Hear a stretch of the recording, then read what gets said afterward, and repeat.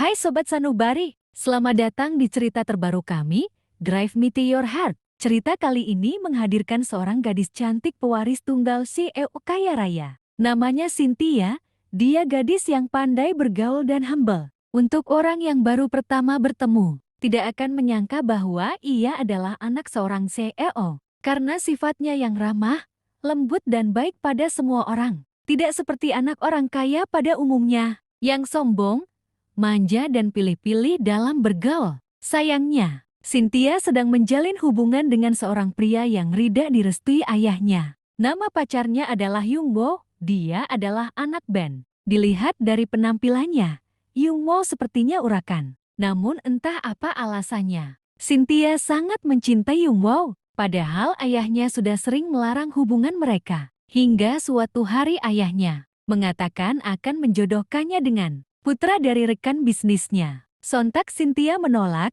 dan mengancam akan kabur dari rumah jika ayahnya memaksa. Oleh karena itu perjodohan pun dibatalkan sebelum Cynthia bertemu dengan pria pilihan ayahnya. Suatu hari Cynthia pulang malam karena ada acara di kampusnya. Namun malang menimpanya, mobil Cynthia menabrak pembatas jalan karena Cynthia berkendara dalam keadaan lelah dan kantuk. Untungnya Cynthia tidak terluka parah. Namun sejak saat itu, ayahnya mencarikan supir pribadi untuk Cynthia agar kejadian yang sama tidak terulang. Hingga seorang supir pun terpilih. Namanya Minwoo. Ia terlihat terlalu tampan dan berpendidikan untuk ukuran seorang supir. Namun Cynthia tidak ambil pusing. Ia menyetujui keinginan ayahnya. Sejak hari itu, Minwoo mengantar Cynthia kemanapun Cynthia pergi. Termasuk ketika Cynthia ingin berkencan dengan Youngwoo. Ia menyuruh Minwoo berbohong pada ayahnya untuk mengatakan bahwa Cynthia sedang mengikuti kegiatan di kampus, padahal ia akan pergi berkencan. Minwoo menasihati Cynthia. Ia bilang bahwa itu tidak baik. Nona seharusnya lebih mengikuti kehendak ayah Nona. Lagi pula kelihatannya pacar Nona itu seorang playboy.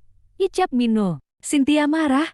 Ia bilang Minwoo tidak berhak mengatakan hal seperti itu. Namun benar saja. Suatu hari Cynthia melihat Youngwoo sedang bermesraan dengan seorang wanita yang tidak lain adalah teman kuliah Cynthia. Cynthia merasa sangat sedih, ia menangis sesenggukan di dalam mobil. Minwoo yang heran bertanya alasan Cynthia menangis. Lalu Cynthia mengatakan bahwa ia baru saja melihat Youngwoo bermesraan dengan sahabatnya sendiri. Mendengar itu Minwoo refleks menginjak gas. Ia putar balik ke tempat Cynthia melihat Youngwoo. Cynthia heran. Ia bertanya ada apa, namun Minwoo tidak menjawab. Sesampainya di tempat Youngwoo berada, Minwoo mendatangi Youngwoo. Dia lalu menghadiahi Youngwoo sebuah bogem mentah. Lalu dia membisikkan sesuatu pada Youngwoo. Setelah itu ia kembali ke dalam mobil. Cynthia yang duduk di dalam mobil terperangah melihat kelakuan Minwoo. Antara kagum dan terpana, Minwoo berkata, "Sudahlah Nona, jangan menangisi pria seperti itu.